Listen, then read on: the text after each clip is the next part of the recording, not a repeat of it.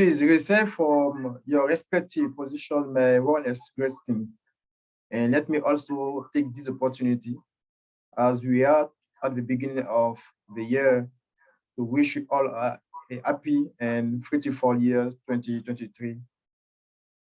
I am Tonyo Patrick Horo, an Aquatic volunteer and geographer, geomatician, and student in the water governance at the Pan-African University Institute. And for this contest, I am the moderator.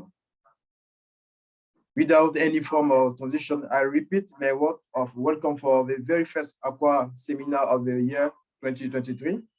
In this moment, to remind those who have the honoring has with the first ever attendance that Aqua World is a youth-led organization devoted to projecting the aesthetic beauty of the aquatic world.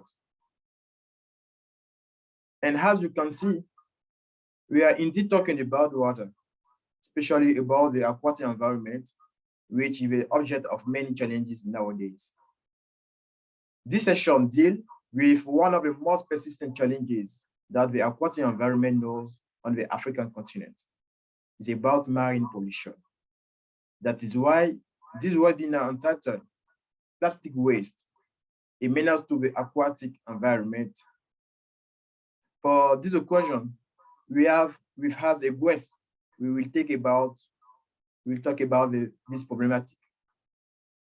Our guest answer to the name of Rodrigue Birka is a young environment activist and a defender of sustainable economic development.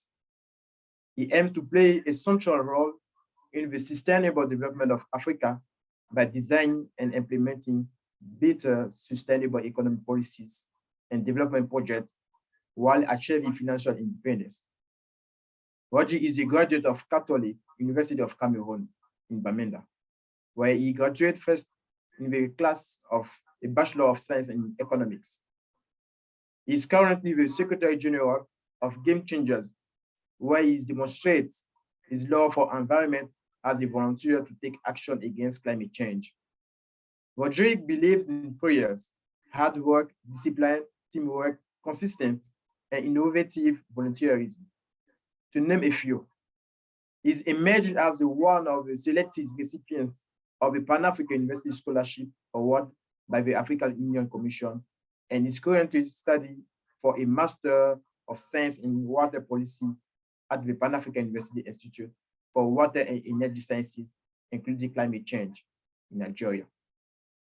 Rodrigue is part of a team that recently won the Geneva Challenge Advancing Development Goals contest on the Poverty Reduction 2022. And without furthermore, I will let the floor for Rodrigue, our guest, to have this seminar, and we are going to learn with him. Rodrigue, you have the floor. Thank you very much, Patrick, for that introduction, which I feel is somehow inflated. But I must say it's an honor to be here. It's a pleasure to be here in the midst of these aqua champions who are making significant strides in the fight against harm to the aquatic world. Without further saying much, as you have already heard, I am Rodrigue Jinyuy Birka from Cameroon. And today, which is the very first webinar for the Aqua World for the year 2023, we are going to be discussing on the topic plastic, a menace to the aquatic environment. So you just give me a few minutes to share my slides and then we kick off. Thank you.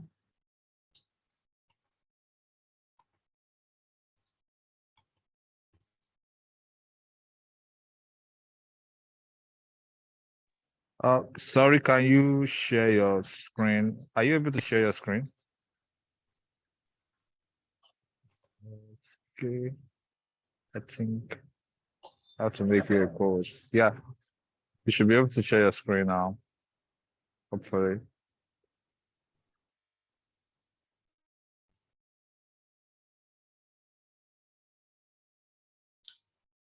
Is my screen visible to everyone? Yes. Okay, if that is okay, then I think we can commence. So as we all know, we are discussing plastics today as a menace to the aquatic environment. The agenda of our discussion is going to be as thus.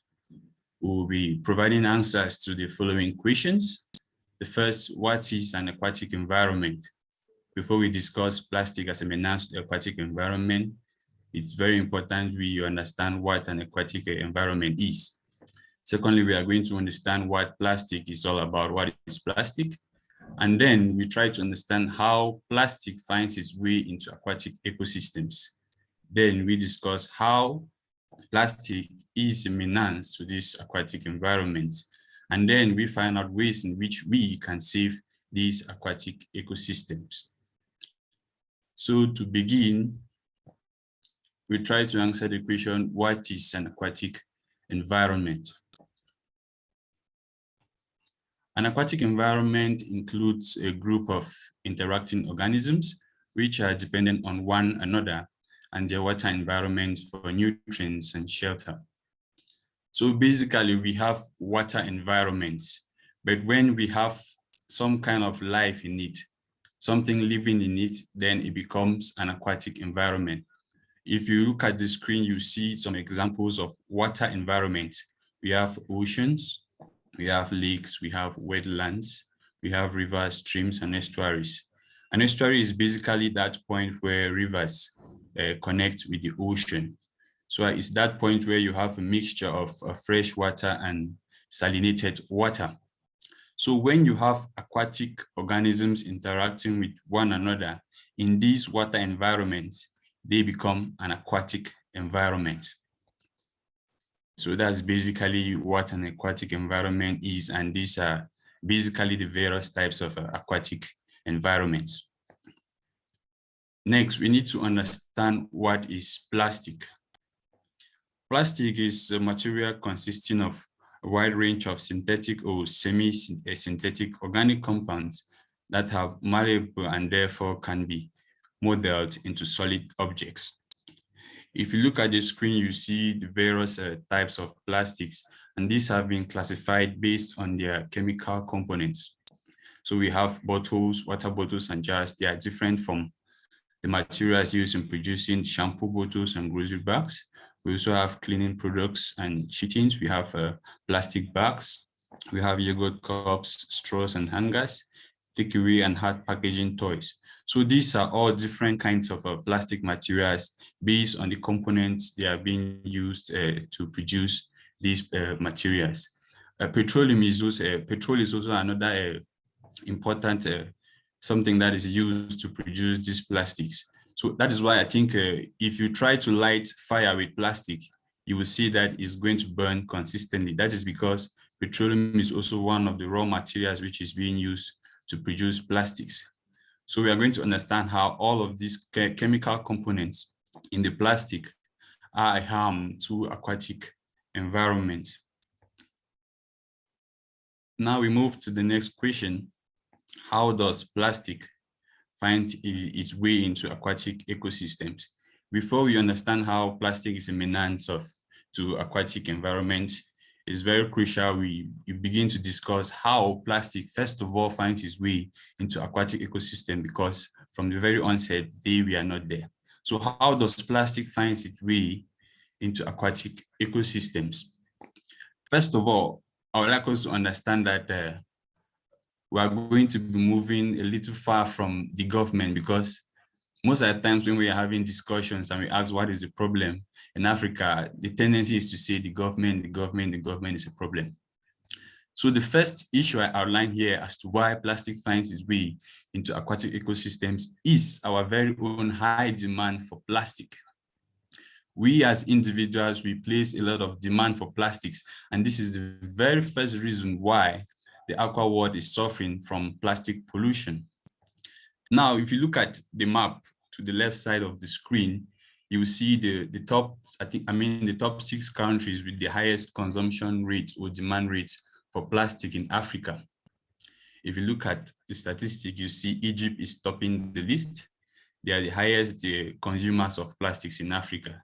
Second, we have Nigeria, and then we have South Africa, Algeria, Morocco, and Tunisia. So why do I outline high demand for plastic as one of the reasons why we have plastic in the aquatic environment? If you now come to the left side of the screen, you will see the top 3 African countries with the highest plastic waste generation. And it is this plastic waste that ends up in aquatic environments. So if you look at the link, Egypt is the highest consumer of plastic waste, and it is the highest producer of plastic waste. It produces an amount of 3 million plus metric tons of plastic waste annually. This is followed by Algeria with 2 million plus, and Nigeria with 1 million plus. So you can see the link. It's our own very demand for plastic waste that leads to all these plastics getting into the aquatic world. Talking about Algeria, I'm going to exemplify this because I'm currently studying for a Master of Science in Nigeria for water policy, and I've been in Nigeria for over a year. The plastic demand in the plastic use in Nigeria is uncalled for.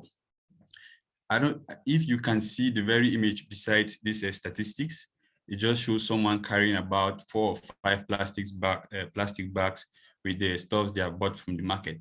In Nigeria, when you go to shop, it's like every single thing you buy, you're going to be given a plastic bag to put that thing in it. And this has become a culture for these people. You move about, the lawns are decorated with plastic bags, and the whole place is just plastic. You just see blue, yellow, green, with all colors of plastic bags. I think this is the very first reason why the aqua world is suffering from plastic pollution, because of the lifestyles we have developed with regards to these plastics. Globally, plastic production has risen exponentially in the last decade. It now amounts to some 400 million tons per year. This is increasing because the demand for plastic is also increasing. So I think to address this problem, we have to start looking at our demand for plastic, which is practically uncalled for. I would also like you to look at some interesting statistics here about how countries are dealing with their plastic waste. It says globally, only 9% of plastic waste is recycled. Where does the rest go to? It's either incinerated, landfilled, or recycled. Now, this is world statistics as per 2019 from the OECD. I just want to take you quick to our continent. If you look at that which is highlighted, mismanaged and uncontrolled litter, that's Africa. Among all other countries or continents, let's say, Africa is the highest with mismanaged and uncontrolled litter. So you see, we are demanding a lot of plastic, but we are the ones who cannot even manage and control our litter. We are the continent with the least rate of recycling. So you see how plastic waste becomes a problem for us because we have little or no recycling infrastructures or mechanisms in place. So we have a lot to do. Then we continue into how plastic finds its way into aquatic ecosystems. Like I've said, you will notice that I'm not talking much about the government. I'm trying to personalize this, like let's personalize this issue and see how we are the problem and how we can address it. Our very poor waste management habits, it's also the problem. Now, if you look at the image on the left side of the screen, it just displays a practical display of our livelihoods in our various environments. Like this is basically how we live, if I may say. If you go to the top part here, we have litter from cars and trucks, garbage and trucks, and uncovered beds. So if you look at our municipal settings, we know that most of the times the garbage is carried in trucks and dumped in water bodies. Our littering habits too. So we have littering from garbage and recycling bins. Our littering habits is very common for young people, or let's say everyone, to buy some juice along the road or buy something to eat, which is packaged in plastics. And after consuming it, they don't care where they drop that waste. They just litter it anywhere. And when you leave those things there, the tendency is that the wind either blows it to these water bodies, or with rainfalls, it moves in the water runs down into these water bodies. Now we also have this bad habit of carrying a household waste and dumping them in nearby streams. That is something that is very common.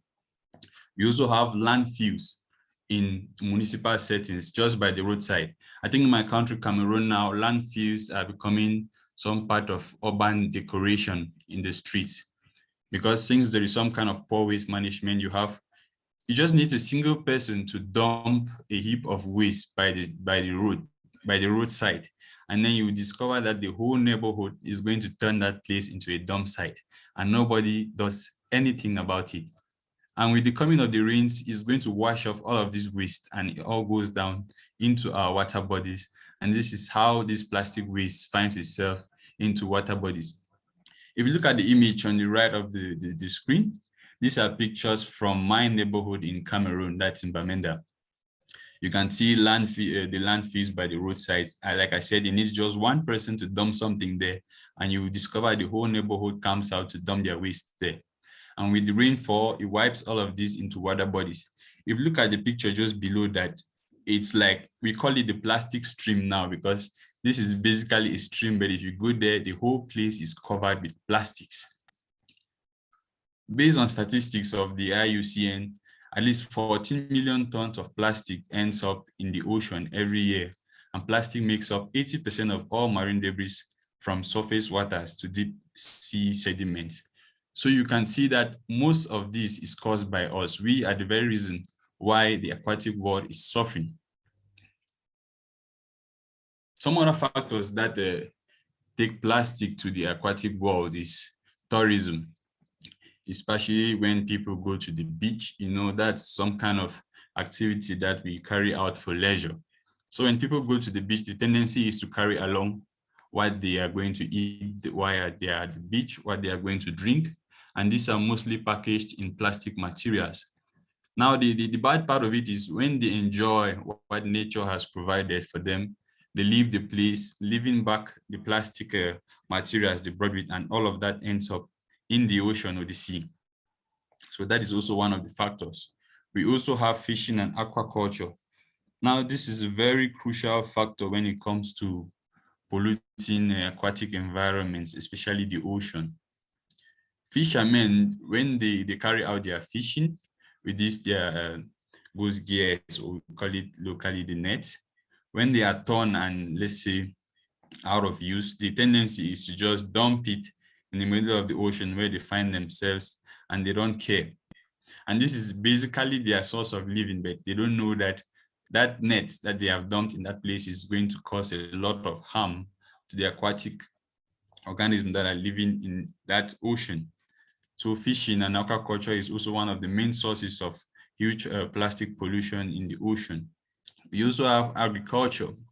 The conventional agricultural systems today use a lot of plastic. So we have pesticides and fertilizers packaged in plastic bottles, and these new conventional farming methods that have plastic bags covering the beds for growing of new plants.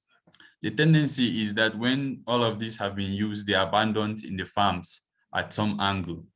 And when it rains, the tendency is that runoff water carries this down to streams, and that is how it flows into rivers, estuaries, and find themselves in the ocean, polluting the water bodies.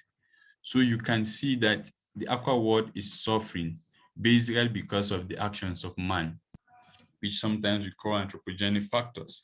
So it's left for us to correct our actions and see how we can save the aqua world.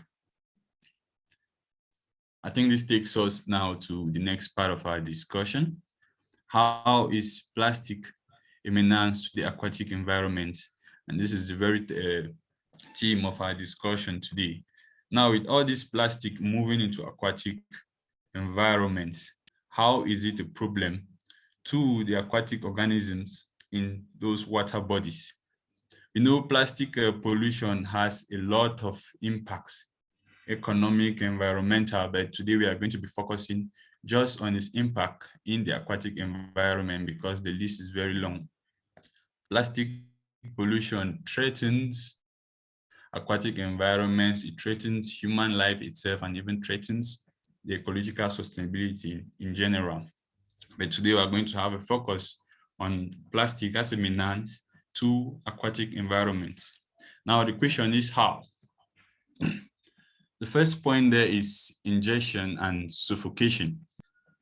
Ingestion and suffocation is all about these aquatic living things. When we dump plastic, when plastic finds its way into these aquatic environments, and we have these aquatic organisms like the tortoise, the fish, when they see plastic in the ocean, the tendency is that they see it as food or prey. And the only thing they can do is to try to consume it, because that's the only way they fight prey, or in fact consume it, like I said. So when these aquatic lives, they consume plastics, it suffocates them, because when they consume plastic, they feel satisfied and they can no longer eat. But however, what they have consumed is not food. So they kind of starve to death, and this plastic also suffocates them. And this is how we begin to lose this aquatic life in great numbers. According to Fauna and Flora International, 100,000 marine mammals are estimated to be killed by plastic every year. Second, which is another very dangerous factor as a result of plastic, is entanglement. Now, entanglement is basically when this marine lifestyle, they get trapped in plastic, and it basically suffocates them, and they just get injuries, and they tend to die. If you look at the image there, you see a turtle which has been trapped in a fishing gear.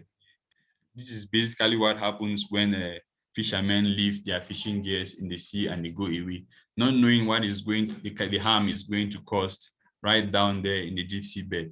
So you see how this has been trapped, and there's basically nothing that can happen to it. It's going to stay there, and after some time, it dies.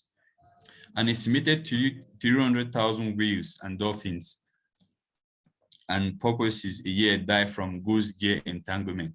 So entanglement is also another great issue that affects aquatic life. We also have plastic rafting. What is plastic rafting all about? You know, plastics have the tendency to float on the ocean. And when we have plastics floating on the ocean, we have microorganisms and invasive species that come to sit on these floating plastics, and they are transported to the other parts of the ocean. And the tendency is that they leave some bacteria who carry diseases along with them, which is a threat to aquatic life and the whole ecosystem itself. So plastic actually harms the whole aquatic ecosystem in general. We also have ecosystem disruption by microplastics. Now, how do microplastic comes about, or what are microplastics? These are the very, very tiny particles of plastics that find their way into water bodies. In the production of plastics, there are some chemical additives that are used in the production of plastics, and these come out in the form of these microplastics. Now, how do the microplastics develop? When we dump plastics into the Earth's surface, and there is ultraviolet radiation and the decomposition of these plastics, that is how microplastics are formed. Moreover, we also have other sources like car tires. When we have cars driving on the tire, that friction that occurs also results in the production of microplastics. Even we have these modern football fields that are being done today using the plastic grass with artificial grass. It is also a high contributor to the production of microplastics. And then this is driven by the wind, and that is how they find themselves in water bodies. And for those plastics that go into the water bodies, like I said, with ultraviolet radiation and the breakdown of these plastics, it results in these microplastics. And when the fish consumes these microplastics, it harms them so badly, because these microplastics are made up of some chemical additives which are kind of poisonous to the aquatic life. A study sampling over 500 fish species discovered that over 2/3 of the fish had consumed microplastics. Now, aquatic life, they cannot escape microplastics because they see this as food. So the tendency is to consume them. And moreover, when the small fish, when they consume microplastics, how does it go to the bigger? Because the small fish is it serves as food for the bigger fish. So when they consume the microplastic and it is in them, the bigger fish consume and the cycle continues. And this also comes to us human. You see the picture on the right, it displays a fish which has been served as food with these microplastics in it. When we consume this, it also affects our health. So plastic really goes a long way in affecting aquatic life as well as human life. Another aspect of how plastic is a menace to aquatic life is smothering. Smothering, you can look at it as some kind of shed and suffocation. Like you can imagine a small fish which is deep down there in the ocean, and then plastic just comes and covers it. Like it has no way to escape from that plastic, so it cannot breathe. It also prevents some sunlight from reaching these plastics and kills other microorganisms in the sea, thus affecting the entire ecosystem there and causing life in the ocean very difficult. According to the United Nations Environment Program, plastic litter can smother marine life, preventing oxygen and nutrient flow and blocking light, dramatically reducing the number of organisms and compromising the ecosystem services they provide. Plastics also are a huge source of damage to coral reefs. Coral reefs serves as habitat to a lot of marine organisms. So when we have plastics which go right down there to these seabeds, if you look at the picture on the right of the screen, that is practically a coral reef, which has a lot of ecosystem functions. But with the high rate of plastic pollution, if you look at the picture on the left side down, that is a coral reef that has been really destroyed by plastic pollution. Like you can see here, reef corals build homes for millions of species of marine life, support healthy ocean food webs, and they protect our coastlines. So with the destruction of these coral reefs as a result of our plastic pollution, we can see the amount of harm we are bringing to the entire ecosystem. Having said that, I think this is the most crucial part. What can you and I do to save aquatic ecosystems? If you can see the way plastic finds its way into aquatic ecosystems, you can see that it is actually caused by you and I. So what can you and I then do to save these aquatic ecosystems? It's very simple. I think these are concepts we have been hearing over and over again, but it becomes difficult to practice and implement. We have to find a way to refuse single-use plastic, especially the bottles and the bags. I had the opportunity to visit Geneva in Switzerland recently, and I noticed something that touched me very much. I think this is one of the most green cities in the world. You get into a city and you find you don't even see an iota of plastic litter. What touched us the most is because I went there with the team, and then we went into a shop to buy chocolates. After buying our chocolates, the lady, she didn't give us any plastic bag to put our stuff in. So when we demanded for a plastic, she told us it's very expensive, but we ignored. And when we calculated our bill, we saw that the price of the plastic bag is even more than the chocolates we bought. And on the plastic bag itself, they had printed refuse, reduce, reuse, and recycle. So you see, these are the mechanisms that have been put in place to discourage the use of plastic. This taught us so very much because we couldn't even understand how a plastic bag could be more expensive than the items you're actually buying to consume. So I think we have to find a way to refuse using single-use plastics. Normally, we have our cultural bags that our mothers always use, which sometimes are made of this raffia palm, the baskets, which we can use for shopping effectively. We also have these bags made from textile. We have the common bags we call the Ghana must go, bags made from those materials that can be reusable. These are bags that we can effectively use for shopping time and again, and is actually going to contribute greatly in reducing the number of single-use plastic bags that we use. Because when we refuse to use these single plastic bags, it has a direct impact on the demand for plastic, which we highlighted as the very first cause of plastic pollution. Is going to reduce our demand and directly reduce the rate of plastic waste generation. We can also practice reusing the plastics that we tend to buy. Recycling is also another important factor that we need to implement. You might be asking yourself how you as an individual can contribute in recycling if you don't have a factory. I think Aqua World is one of those organizations that goes around, let's say, the aquatic environments, let's say by the seashore, gathering tons of plastic waste and taking them to recycling companies. So this is what you and I can do in terms of recycling. We don't own a recycling company, but I think in our neighborhoods, in our environments, we know companies that carry out recycling. And these people even pay for it.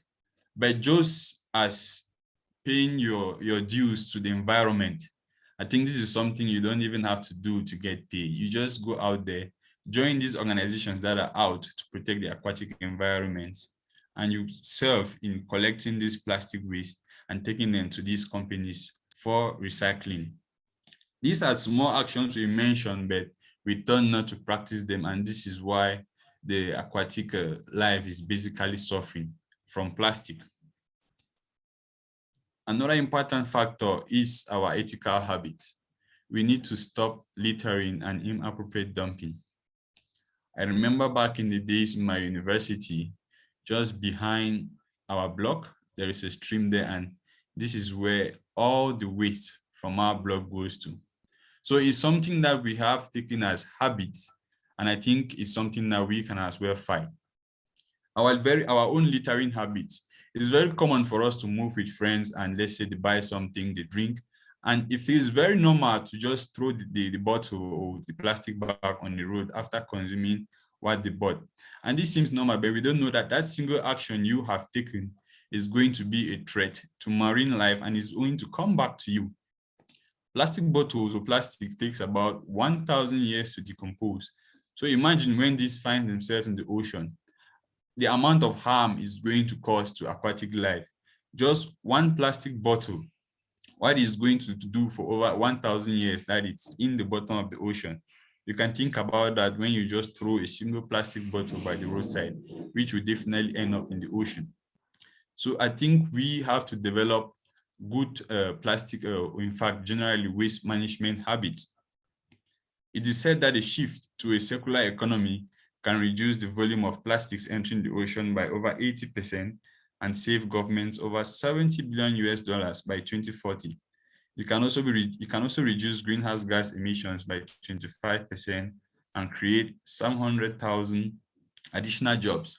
You know, plastic waste is also a source of pollution that results in climate change, because with the decomposition of plastic, it produces these dangerous gases that also contribute to the ozone layer depletion and results in global warming, leading to climate change. So we have to adopt proper waste management habits, and this starts from our ethics. You have to stop littering. Are you that kind of person that will litter, or someone who will stop this? And then you also make sure that your neighboring environment, your friends, the people beside you, learn or practice this habit from you. Just this single correction is going to have a lot of impact on marine life. We can also practice waste segregation at our homes. I know this is something that is actually very challenging, because I remember having a workshop. Well, we were having a workshop on the Circular Economy Forum, and we had representatives from the waste management organization in my country, that's Cameroon. So we're discussing on the importance of waste segregation, and you find out that if you carry out waste segregation in your home, like the image displays here, you separate paper waste from glass, from plastic and metal. And then you find out that the waste collection points put in place by the government offers no facilities for segregation.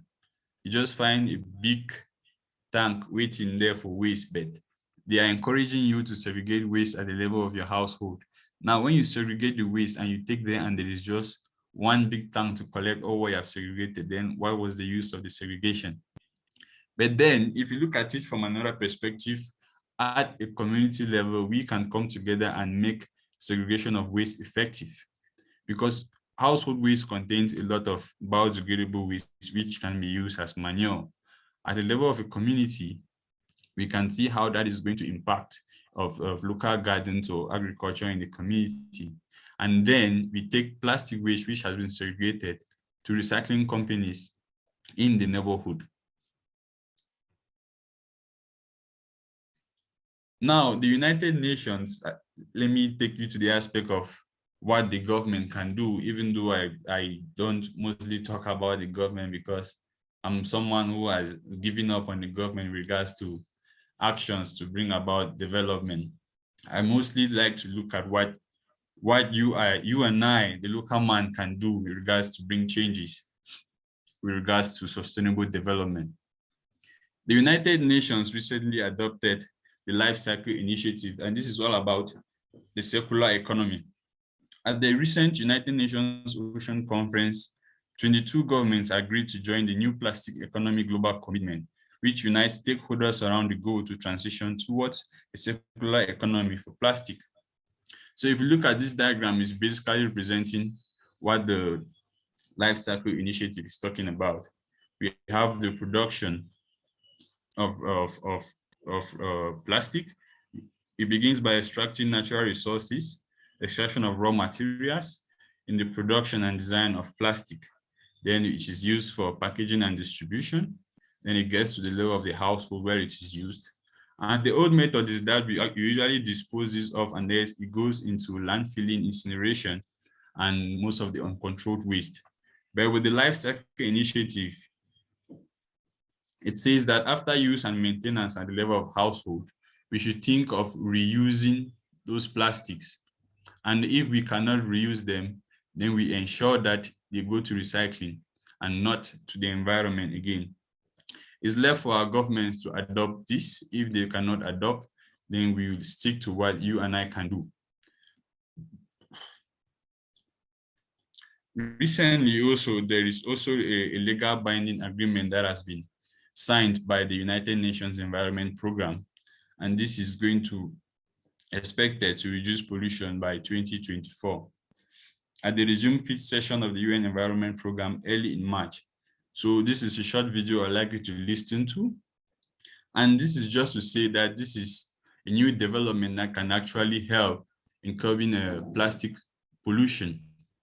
Because if our countries get to sign, to be signatories to this agreement, then they are going to be held accountable to limiting their plastic pollutions to a particular level. So I will just let you listen to the video.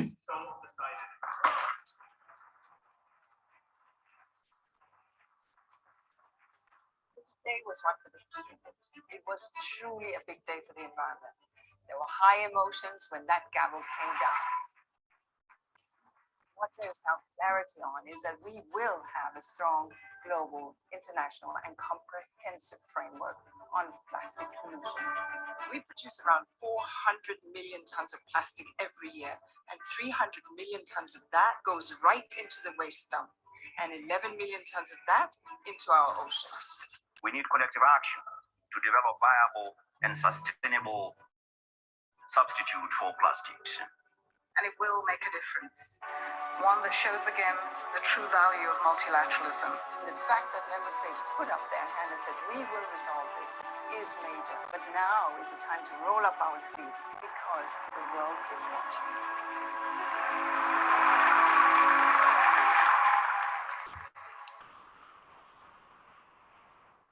Okay, having listening to that, I believe the ball is now in our court. What can you and I do to save the aquatic environment? Having known having known the potentials of plastic waste in the aquatic environment, I believe we now have the hammer and the nail to decide on the fate of our aquatic environment. And we know that when the aquatic environment is harmed, the entire ecosystem is in trouble. Human life and Mother Earth is in trouble. So the ball is now caught. Having said this, thank you very much for listening. And I believe we are open to all questions. Thank you very much. Wow. That was very impressive. Thank you, Rodrigue. Before we are going to the question section, is it possible to on our camera to just make a shot of the group? And we are going to shift for the question section.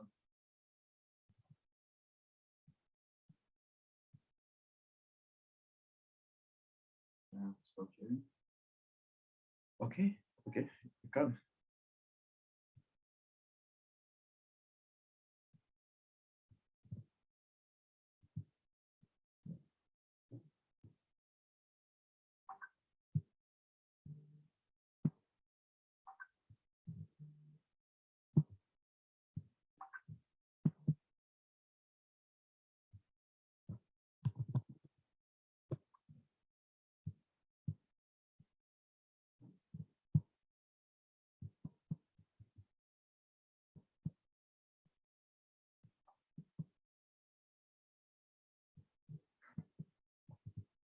One minute.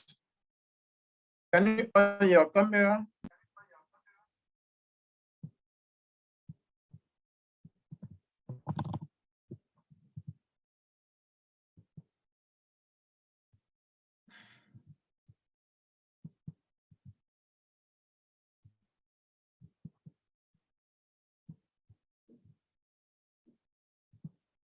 Okay.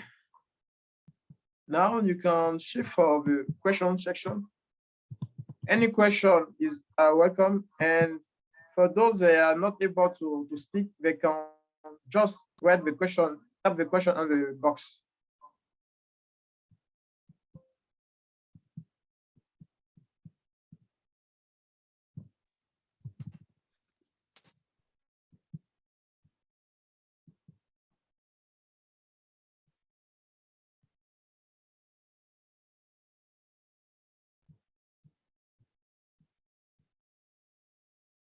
Any question?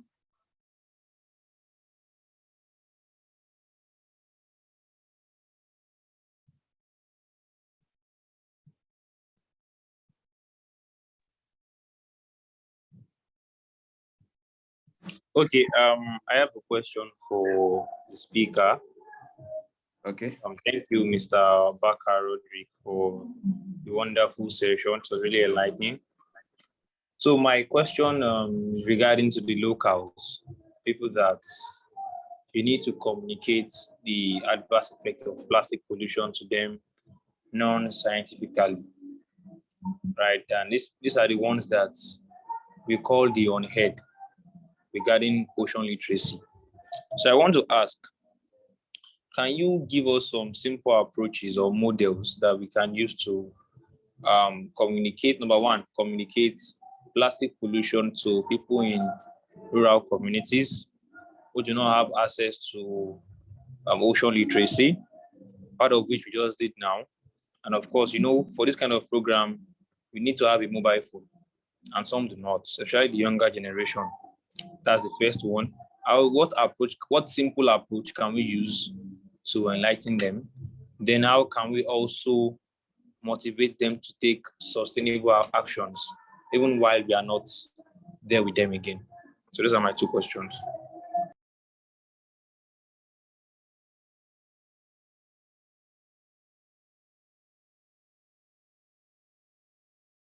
Okay, we are going to muted. You're muted. to answer question by question to facilitate the things. Audrey, after that you can answer this question, and if there is another question, we are going to answer.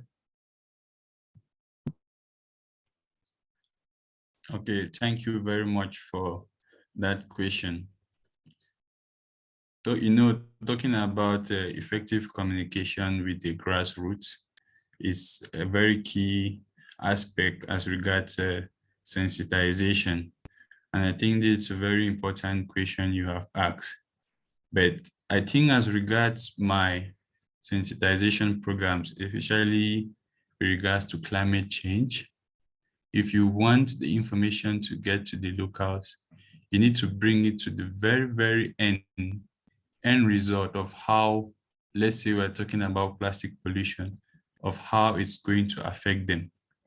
So, the theme of today's presentation was about the impact of plastic pollution on aquatic life. So, but I think if you want to effectively communicate the effects of plastic pollution on aquatic life to people, the people in local areas, then you need to draw further to the impact to those local people themselves, because if they don't feel threatened by this plastic pollution, then they will not stop.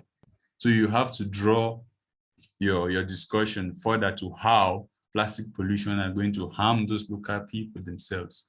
So now you can now further go into things like when aquatic life is harmed, then we discover that food is also going to reduce, because take for example, most of the local people themselves are fishermen.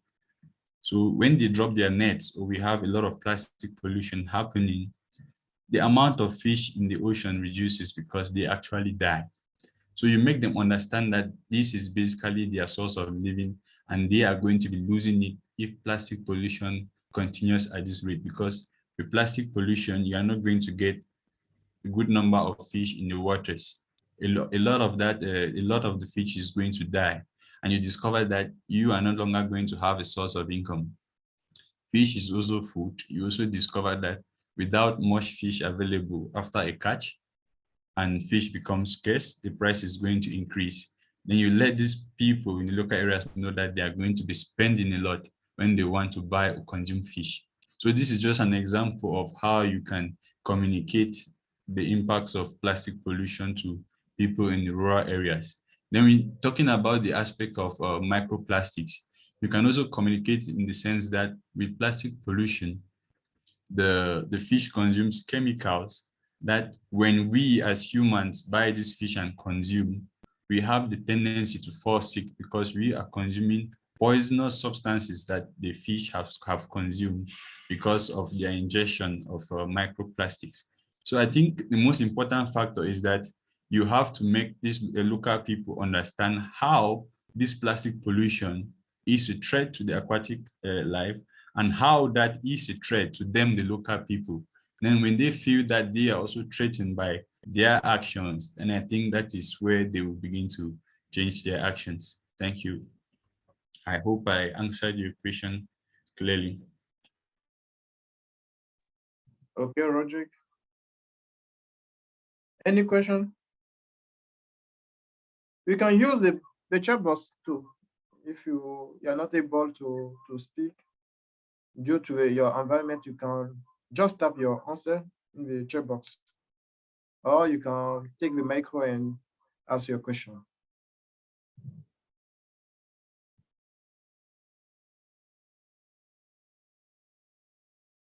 Okay, Mr. Paul Oyemide, you have the floor. Yes, thank you so much, Mr. Rodrigue. You answered my question. Yeah, thank you, Mr. Patrick.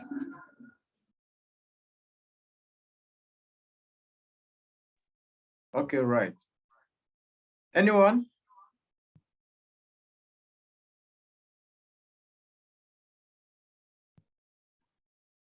Yeah, hello, please. I have a question. Okay, Sarah, go ahead. Yeah, thank you, Mr. Rodrigue, for the great presentation. Yeah, you talk about circular economy. Looking from your slide, you talked about Africa having produced a lot of plastic and we are unable to manage this plastic. Now I'm looking at the condition of Africa. What do you feel about us migrating to this circular economy? Do you think it's possible in the next 5 to 10 years? And what do you think the things can be in place for Africa to embrace the circular economy? Thank you.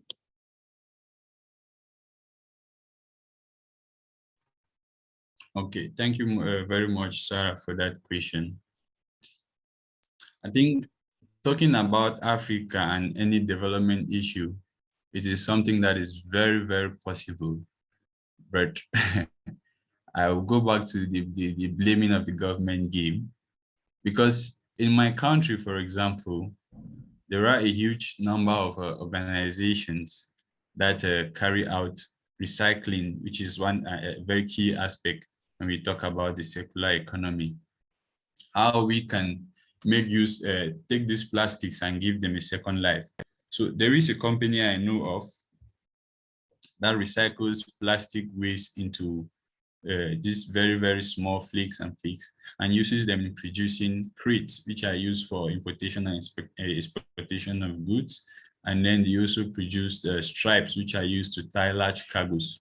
Now, this is just an example of how recycling is being carried out. And we had the opportunity to visit this company and try to have a conversation with them on what are their challenges in carrying out this recycling. And very fortunately, they said their greatest challenge is getting the plastic waste. So you can imagine that the companies are available to carry out the recycling and they are citing getting plastic waste as a huge challenge. So when you look at that challenge, it's something that can be easily addressed, because if a company that is out there to enforce the circular economy is available and they are mentioning that their challenge is getting the plastic waste, then you begin to see that it's a problem that can easily be addressed. Why will I say this? Because if we have a system that is put in place that can ensure effective collection of plastic waste that goes directly to the recycling companies, then I think the issue of the circular economy is already addressed. Because if you look at our very own settings in most African countries, there is no developed system that ensures collection of waste. Because take for example, the Western world, you will see that they have constructed their towns in a way that each household has that very large bin in front of the household. And then the waste collectors come time to time to collect that trash. And then they carry out the segregation, and the waste goes to the various departments where they are needed. And that is how the circular economy is enforced. And when you come to our own areas, waste collection is at about 20%. So the tendency is that we carry our waste, we take it to streams, we dump them by roadsides and leave them in landfills. And then the difficulty now is for these recycling companies to locate this plastic waste. They might be in streams somewhere in the bush, very thick, like the picture I displayed here. And that is their challenge on how to get this. So you find out that there is an infrastructure in place to enforce recycling, which is all about the circular economy, but mechanisms that can be in place to enforce that are not available. And we have a role to play here, and the government has a role to play, because most of the times we carry our plastic and we litter, we dump. And that is how plastic ends up in the aquatic environment, like I explained. But if we are responsible, we carry out the segregation in our household, we separate the plastic waste from the other organic waste and glass, then we see that the plastic is already ready in its own set to go somewhere, other than having your plastic mixed and you just dump somewhere and you don't even know where it goes. So there are two roles to play here, the government and ourselves. And this is something that can be addressed immediately, but we choose to practice the laissez-faire attitude, and you see that we all are going to suffer from it.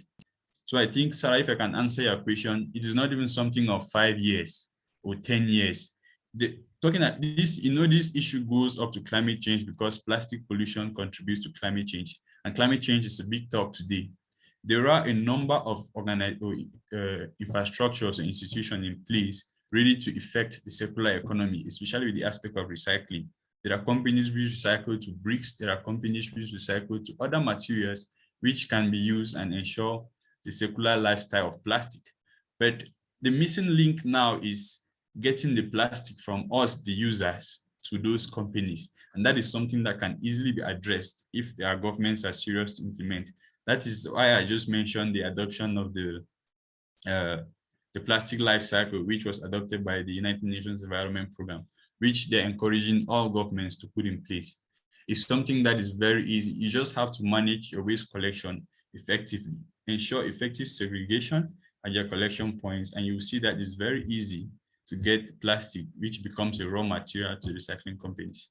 I think that's all I can say about that, Sarah. Yeah, thank you very much. Thank you. Thank you, Sarah. There is another question.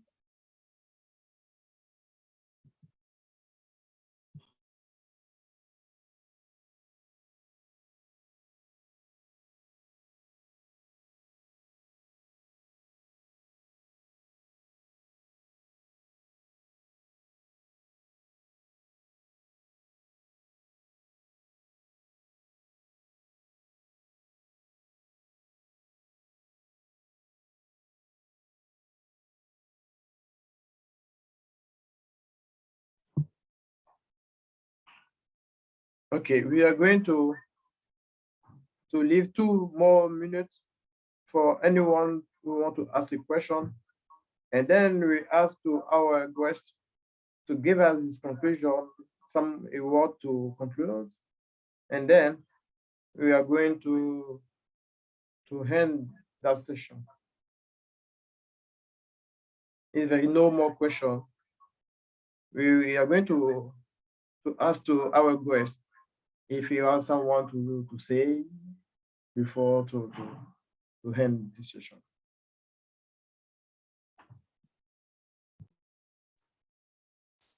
Thank you very much, Patrick. Like I said before, the very debut of this webinar, I am very much honored to be present here among these aquatic champions. We are in an era where the youths are taking over, and I'm very much delighted to be present here among these very powerful youths. I think the very most important thing is that we have realized that there are problems among us, and we are making significant steps in trying to address these problems. That is why I always try to avoid the government blame game and tend to look at more at our own side, what we can do before we start blaming the government, because it's becoming a tradition in Africa where a problem is posed and we say, what is the cause of the problem? The first sentence is always going to be the government has done this, the government is not doing that. But at your own personal level, what are you doing? If you see how we outline the issues of plastic pollution, you will see that the government may just be about 20 to 30% of the problem. A great portion of the problem is you and I. And that starts from the very problem we highlighted, our demand for plastic.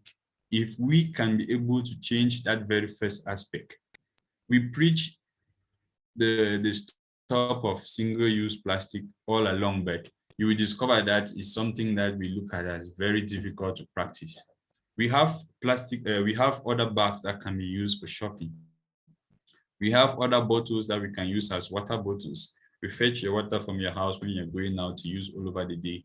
But we decide to leave all those at home because we look at it as a difficult lifestyle. But we don't know that by our actions, we are making life more difficult ahead. So I think it's something that you and I can address by almost 60 to 70% if we change our actions. And then you will notice that the government has just a very limited role to play as regards our sustainable development, because if we can reduce the amount of plastic we demand, say you're going to shop and you carry a bag that you can use time and again. Imagine the number of plastic bags that you have stopped using. It's simple economics. When the demand reduces, the supply is going to reduce. And that is a great way to reduce the amount of plastic we have in the environment. It goes further to our littering habits. If we cannot stop the demand, then when we actually demand them, how do we manage them when they become waste? Do we just litter it all around? Do we just throw it anywhere we can find? That is a problem that we as well can address. You see that it's only at the end of this chain that the government comes in, which is that link between us and the recycling companies to ensure to effectualize the circular economy. So my fellow youths, I think the ball is in our court. If you can live here today and you change your actions and your friends can see that. I am someone which most of the time when I move about, my friends call me climate change, because if you move about me, you will see that I'm very conscious as regards my waste in general. Most of the times when we go out and we buy stuff, after eating, they just throw it by the roadside. But I keep my waste in my bag and ensure that it goes to a bin, which I know is going to end up a well-recycled plant. That is how we can start. When you start this, people are going to laugh at you a lot because it doesn't look like the normal lifestyle. Like, what is this guy trying to prove? But this is how we make the change gradually. And you see that with time, they are going to be adapted to it and they are going to copy. And this is how I think we are going to make the change. Let us leave the government blaming game aside. You should start talking about the government when you have made your own significant steps to address an issue and you discover that the barrier is the government. Then that is when you can start blaming the government. You shouldn't be leaving your house and dumping waste in the stream and then you blame the government. That's not the way to go about it. So my fellow youths, I think the ball is in our court, like I will say again. Let us make the changes and then we will see the impacts. Thank you very much. Thank you, Rodrigue. Thank you for all your attendance. I'm deeply satisfied and I want to thank all of you to assist this presentation. And I'm still believe that this Africa can change with that dynamic young.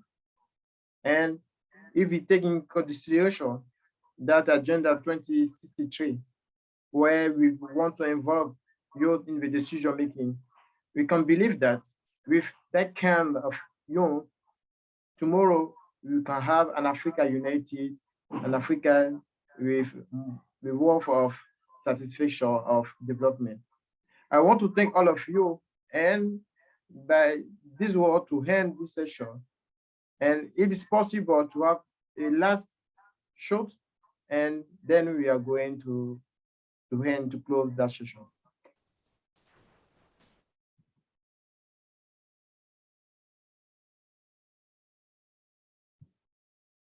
Don't forget, I share with you a link to have a feedback of this seminar.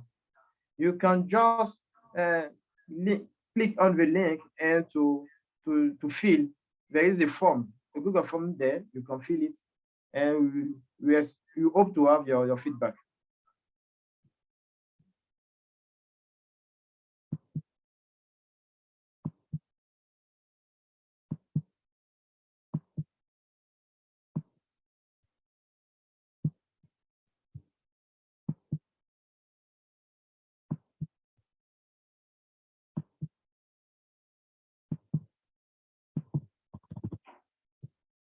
Okay.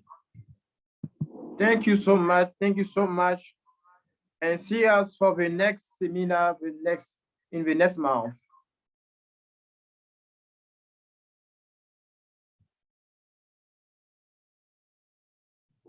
Allez, bye-bye. Thank you. See you.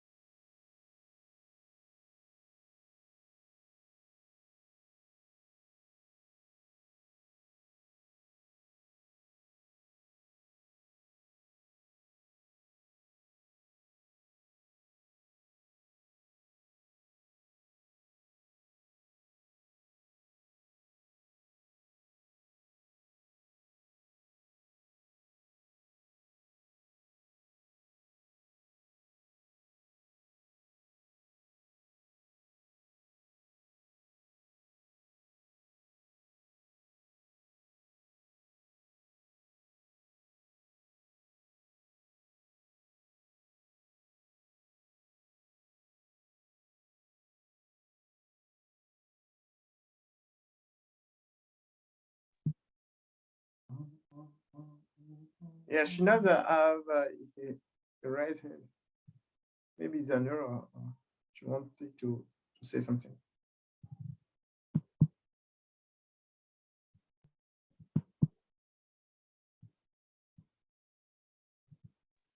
Hi, good evening. I Hello? dropped a message. Yes, Do you want sorry. to say something? Yes, it's not like a question. I was asking, I came in like 40 minutes later after the webinar started, and I'm not sure if I was supposed to do something before, like maybe drop. You're just because I see your hand raised.